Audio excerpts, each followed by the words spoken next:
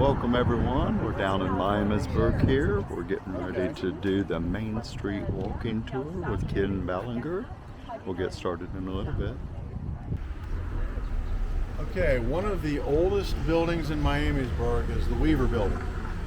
Now, it was built by William Hoff, who had his business here originally before he moved up the street and built what we'll be talking about here in a little bit, the Oddfellows building. Okay, his house was a little bit further down Main Street, but this was his store, and it was a mercantile business. The original walls are 2 feet thick. In the 1870s, it was the home of the Weavers, and Henry Weaver was a blacksmith. There were actually several blacksmith shops on Main Street alone. So there's another business that we unfortunately don't have anymore. We've lost some of our dive bars and all of our blacksmiths. So. Wasn't the last blacksmith shop in the alley right in back here? I think so, yeah. It's too bad. Where have all the trades gone, right? All right, so interestingly enough, when you rode the traction car, this was where it turned and went across the river. Now, Linden Avenue here was originally called Bridge Street. Why was it called Bridge Street? What's down there, right? So very clever of us. But this is where the car turned and it went across the river and headed over to Germantown. Now, during the flood, there were cars on the track. We have a photo of one of the traction cars at about a 45-degree angle where it was washed off the tracks. And that was one of the things that the Army Corps of Engineers and business people and anybody they could press into service were working on, is not only shoveling up all the mud and getting all the debris out of the streets, but lighting all of the train cars that were off the tracks. But this is where you would have bought your ticket for the train for that particular line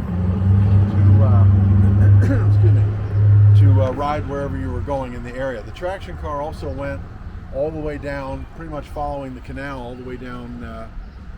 My dad talked about riding the traction car with his mother coming up here to Miamisburg, because I think my great-grandparents lived somewhere in some houses along through here, or maybe some of those houses that were torn down.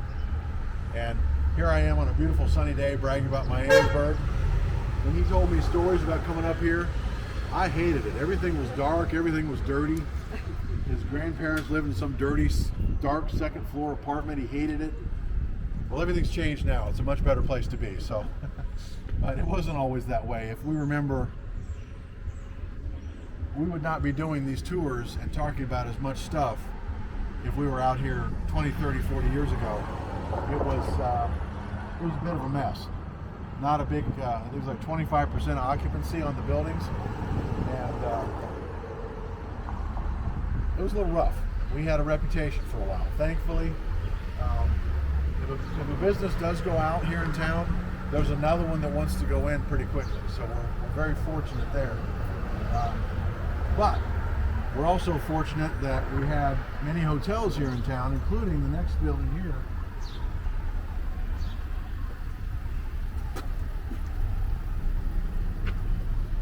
Now it's Bennett's. Before then it was, you remember Giuliano's? The Italian place? Really good stuff. Now this was the Capitol Hotel. It was one of the later ones, and the hotel rooms were only on the second floor. So downstairs was, anybody remember Jimmy the Greeks? The teen hangout?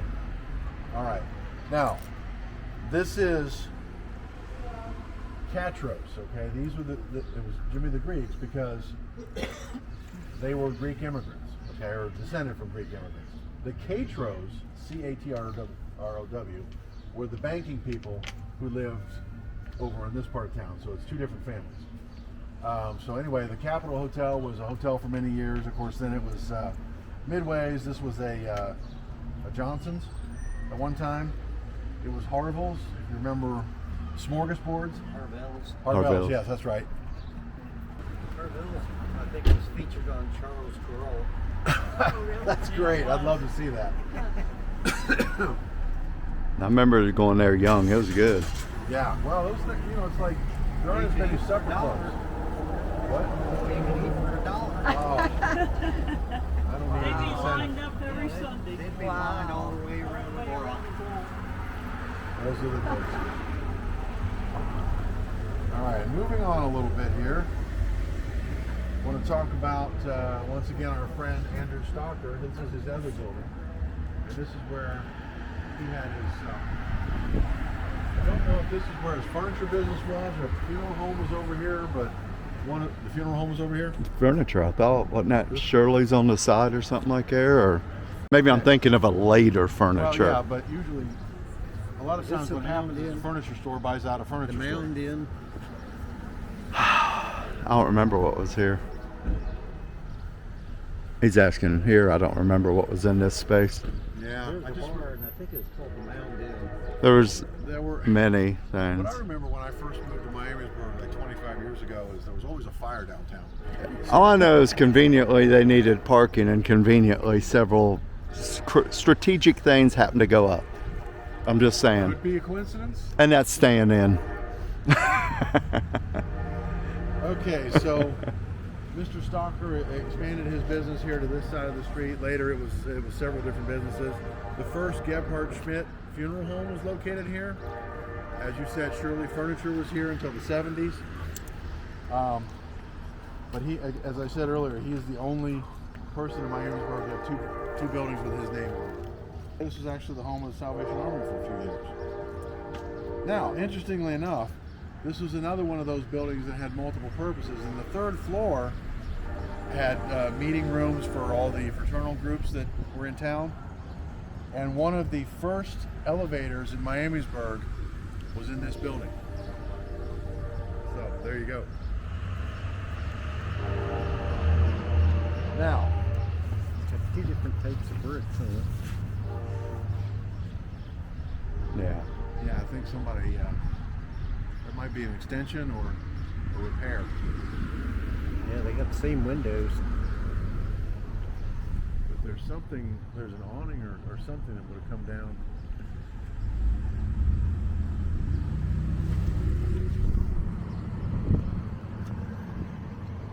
Okay, let's see if we can find.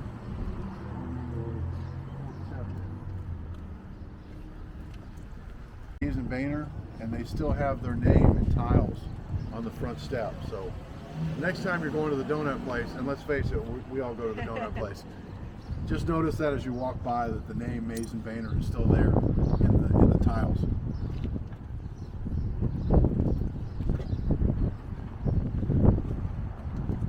Okay.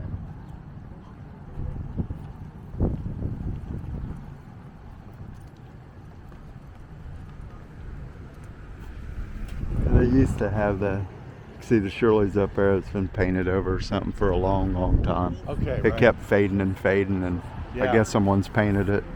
Right. So this building right here is the Scheibel building, built by William and Bertha, who they had a restaurant. I mean, you had to go all the way from Harvell's all the way to here, to get another meal. They had a restaurant and a grocery here for many years. They are the ones who built the beautiful Tudor house that's on the corner of 5th Street that we talk about on the Millionaires Road tour. They also had a toy factory in Dayton.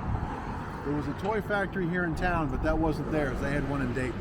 But initially they started out here with their grocery and restaurant. Moving on to, yes, the JCPenney building. When this building was built, it was actually built by Ben Sutman, and then later it was the JCPenney building for many years.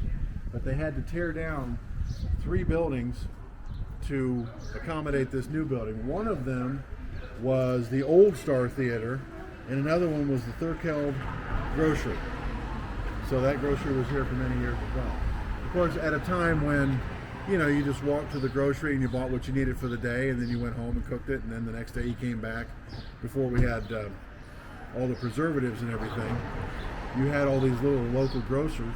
And so anyhow, this was the JCPenney for many years, and if you have not been in the States to go and the Blue Bison, this is a really cool antique store. It's pretty neat. great people to deal with too. Now, next to that was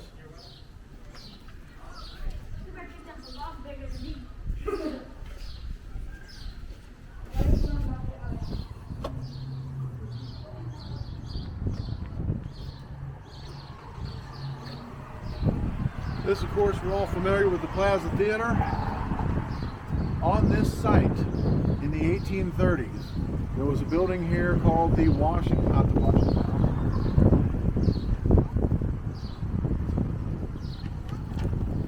Yeah, the Washington House. Well, I double guessed myself there.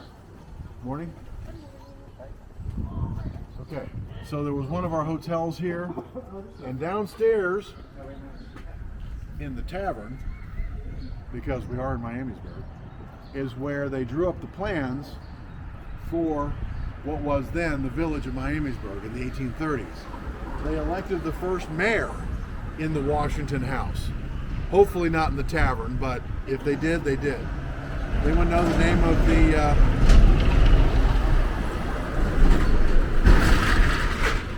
wow. Anyone know the name of the first mayor of Miamisburg from 1832? I know you just have it on the top of your head at all times, right? Gooding Holloway was elected in this very building. Well, what was this very building? That was torn down. The Plaza Theater went in the 19-teens. Yes. The first showing here was on Christmas Day, 1919. And very interesting business here. In the 1920s, this was the site of the only death on duty of a Miamisburg police officer. He was actually stabbed right here in the street outside the Plaza Theater by a guy who was now, you know, he admitted the crime. He was a World War I veteran, and I guess was having some trouble readjusting. Maybe he could have got help if he had been alive today, but he was convicted of the murder, and I think they hung him. I'm not really sure, but he was executed. There is a display. It was in the Historical Society, but the police have taken it, and it's over at the police station now, so they can recognize Officer Widener, which was his name, and then we'll have it back after they're done with it. Now, the Star, I keep saying the Star. The Plaza Theater here, as you know, was a theater up until the 1960s. Now, if you remember Sorrell's Western Shop, remember Pinky the horse was on top of the awning here? I'm happy to tell you that Pinky is still on the job just inside the building. In fact, I think you can see Pinky's tail through the window right there. And Pinky is very festive and dresses up for all the holidays and all the important movie premieres, so that horse is still working to this day. But the reason that Sorrell's moved from here, or moved to here, from where they were in the Oddfellows building was, and this is a story I heard from Doug Sorrell, so it's probably 75% true. The theater was closing down late 60s. There was a story that a theater group from Dayton wanted to come and put an adult theater here, so they could show PG-13, well, you know what I'm talking about. And Sorrell said, no, I'm going to go buy the building. So he went and talked to his buddy over at the bank. They were here for many years. Now the interesting thing is, you know, a theater always has that slanted floor, right? This theater used to have that. They poured concrete to level it out for the Western store. And then when the Western store closed in 2013, they reopened the plaza in 2015. They had to dig out all that concrete and put the slant back in the floor. So Doug was there to pour the concrete and then also to tear it out. If you have not been in this theater, and I hope you all have, it's state-of-the-art sound, laser projector, it's fantastic. Films, I think, are still $5, right? Incredible. How do they do that? Thelma's Jewelry used to be right there, Yeah? and that's where we bought our wedding ring. Oh, congratulations. How many years ago? 53. 53 years ago. Wow. That's great. If you remember many years ago, Western Auto used to be next door here. Mm. And And there was another store, I can't remember the name of it, and they may have been one of those convenient insurance accidents, but that's just what I've heard. Can't really say for sure on that one. We're moving a little further up the street in some of our oldest buildings in town. You can see how big the Oddfellows building actually is deep from this angle.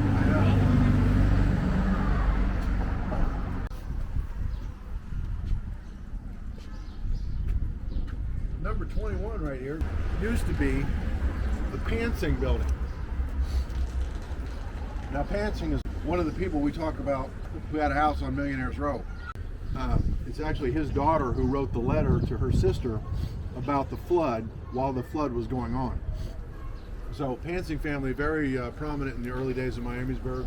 They had a store right here, and it was a grocery and hardware store, and apparently it had the best and largest selection of iron implements in the city. So there you go.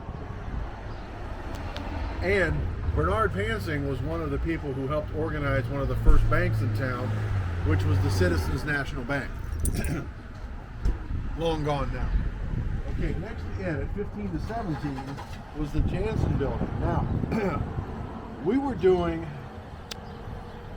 self-guided walking tours where we just handed out brochures. We were over in the park during the pandemic. Everyone's wearing a mask even though we're outside. It was a different time. And somebody came over from the Jansen building here giving us 6 kinds of hell about not including their building on the tour. So I hope they're listening when I talk a little bit about their building. And the only reason that we don't include all the buildings is we have to get verifiable information, okay? That was the Jansen building. Apparently it is one of the oldest buildings in town. And it was a gift shop. Of course, before then it would have been, you know, it could have been one of the blacksmith shops for that matter. It could have been a residence. In fact, it does look like a residence. It could have been that the store was added later, but we'll say right now, allegedly one of the oldest buildings in town, but that was the Jansen building. So to make up for 5 years ago when we got yelled at in the park, there it is, okay?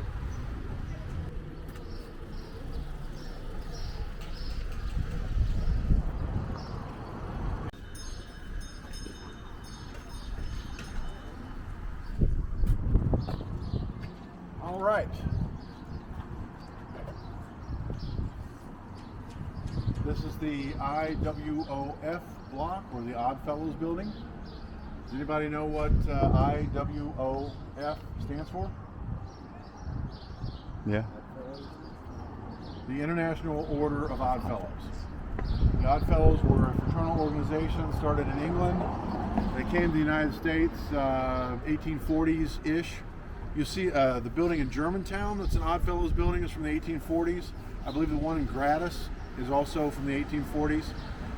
The buildings are still around, there just aren't that many members anymore, so they have all this real estate and nobody to show up for a meeting. It's really unusual.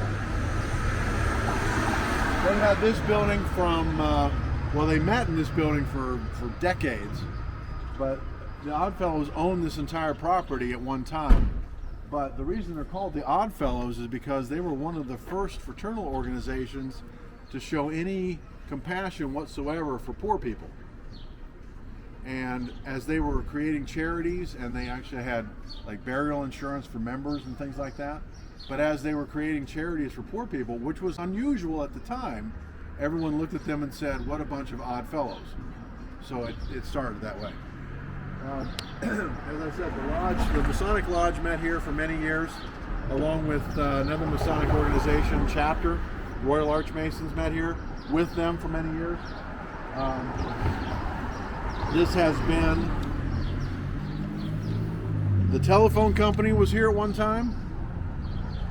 There was a cigar and wallpaper. That seems like an unusual combination of products, but there was a dress shop, there was a drugstore. There was a person who used to sell popcorn out here in the street. Do you remember that? You could get your hamburger here, and there was a popcorn person here on the corner. So not too many people remember the popcorn. Well, they're not here anymore, so apparently they didn't do as well. But this building is one of the cornerstones of historic Miamisburg. It's been here, as you can tell, And I'm not sure which section was the newer section, but you can see where that drain pipe goes. The windows are different. So that was one of these sides is the old section, and the other side is the new section. Okay. Now, the building behind here, I believe, was Hoff's house as well. And then, at one time, in this area, one of the earliest Methodist churches. Lost you there for a second.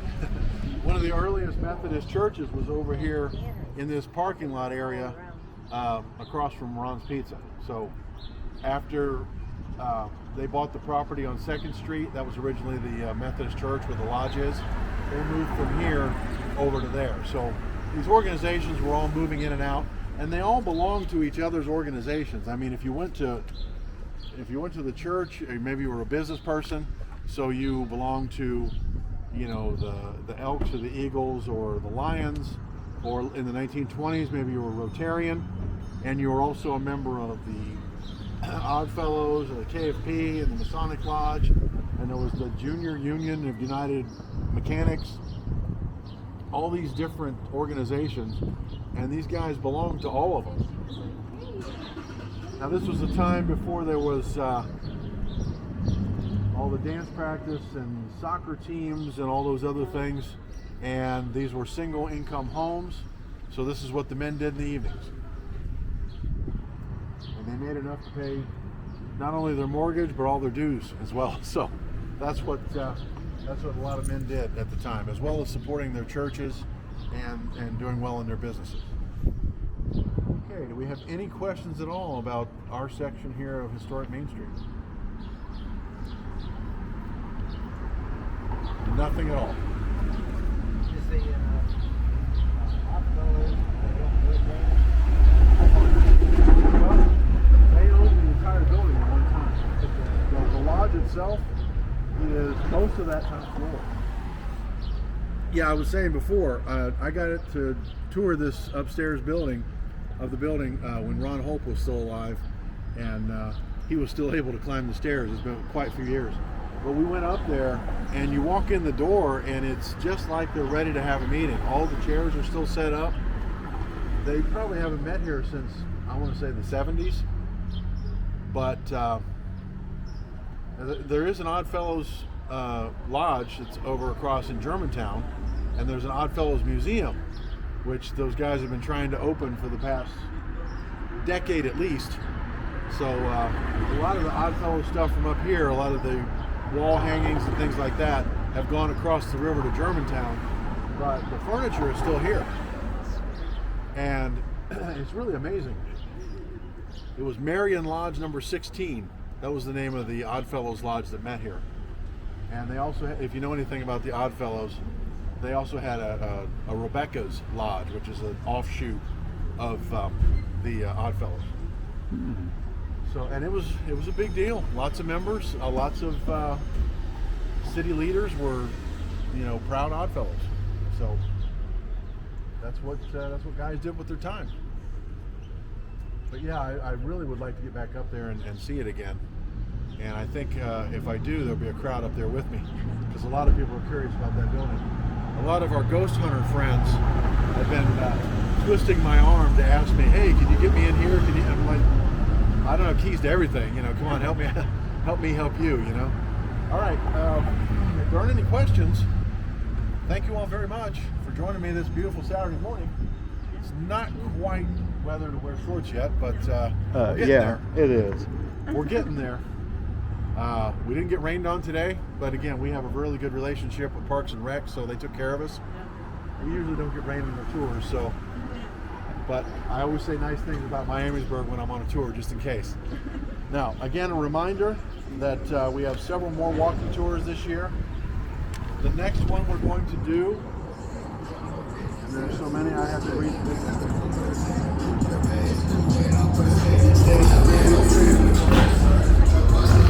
He made it at the end. I was mostly done. He made, see? Morning. Okay, so our next tour will be at Hillgrove Union Cemetery, which is just up Central Avenue here at 10th Street. Just meet in the parking lot and we'll walk around there. Well, what's happening today at noon? What's happening today at noon? Oh my goodness. See what I'm doing here? Lead in. Oh my goodness. You have to come down to Heritage Village. Now from here, this is New Main Street. So just go down a couple of blocks and 45-degree angle to Old Main Street. And the Heritage Village is right at the corner of Lock Street. And that is our Gebhardt Tavern from 1811. So it's older than the city. And it's in our little village 1809 there. With the Kircher building. Well, there you go. Kircher built a building here before he helped to found the city. So he was one of our original inhabitants, and we, was that the 90s when they moved that house? Kircher's house used to be up on Ferry Street, but they did the research, found out that that was Jacob Kircher's home. They wanted to move it down to the village, so they, however they do it, they got it up on a trailer and they slowly inched it along down the street and into the park, and so Jacob Kircher's house is there now. They got pictures And how they did this it. weekend, our people that are doing things at the Heritage Village have an ambitious calendar this year. This whole weekend, from noon to 5 today, And same tomorrow. Yeah. I think they just circle around looking for tours. And from noon to 5 tomorrow, the theme this weekend is textiles Yeah. and a lot of historic clothing, And you got the some very arts and knowledgeable arrays down people there coming weaving. from out of town We've on been that. weaving for a couple of years, building some kind of a rug or something that we're going to auction off or something, but he'll tell you more than you would ever But there's know also about other ladies that's coming in from out and Oh, yeah. super knowledgeable. it. We are getting a lot of people in there. We have a fire pit. They're going to do some authentic cooking sometime this summer. A lot of stuff going on. If you get a chance to go down to the Heritage Village, you should absolutely go. If you've never been, it's been there since 1811. What do we have to do to get your attention? Because June the 7th is the church open house. That'll be down. Yeah. Well, no, and The all revival's this over the there. revival The downtown. historic churches are all through town here. They're not too loud. And let me tell you, I've been working trying to get these churches to do the same thing on the same day. Happily, they're having a revival, so they're going to be open anyway. I think June 14th. So that's our latest project. Hopefully that'll be a year. They're always on a Saturday. Because, as I said, these buildings are just beautiful. And some historic buildings right here on Main Street, but there are other parts of the town that are just wonderful as well. So come out to our other tours, but please, if you can make it downtown next weekend, come on out. That's from 9 to 1. Hello. Good morning. Morning? Doing a tour, huh? Oh yeah. Excellent. Great. We were waiting for you to get us a donut. I know, I'm watching. Yeah, we're like, oh, look at them there. Looks like a big box. Just saying. And this was the historic Miamisburg, the Star City, Main Street Tour, presented by Ken Ballinger of the Miamisburg Historical Society. That will conclude our great tour with Ken for Main Street Tour. Got a lot of good information there. If you enjoyed the video, feel free to subscribe and come on back for the next one. Not sure what it'll be, but there'll be another one. And you have a great one.